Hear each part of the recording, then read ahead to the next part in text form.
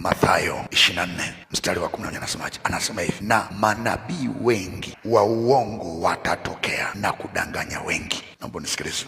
Anasema manabii wengi. Ile neno wengi ni neno la kitakwimu, kwa sababu ukirudi nyuma kule anaongelea habari ya nyakati za mwisho, kwamba katika nyakati za mwisho watatokea manabii wengi. Ile neno wengi maana yake anataja takwimu ya kwamba hata kama sitataja exactly number, yani ile namba kamili, kwamba labda watatokea milioni 5, watatokea labda milioni 6, labda 600,000, lakini ninachojua watatokea wengi. Lugha iliyo rahisi, Yesu ni kama anasema hivi, nyakati za mwisho, moja ya kitu ambacho ufalme wa giza utafanya uwekezaji mkubwa ni kuzalisha watendakazi wengi, kwa sababu hao manabii wengi watakaotokea, kuna mahali wanatokea. Wanatokea wapi? Katika ufalme wa giza. Kwa nini wengi? Kwa sababu ni mpango mkakati wa ufalme wa giza, kwamba katika nyakati za mwisho, moja ya tekniki katika vita ni kwamba watatengeneza na kuzalisha watendakazi wengi. Wakati anaposema wengi, huku upande wa kwetu Yesu analalamika, anasema shambani mwa Bwana mavuno ni mengi, watendakazi ni wachache. Kwa hiyo wenzetu watazalisha wengi, sisi huku watendakazi ni wachache. Anasema muombeni Bwana mavuno apeleke watendakazi. Watatokea manabii wengi. Maana yake anataja aina ya uwekezaji wa ufalme wa giza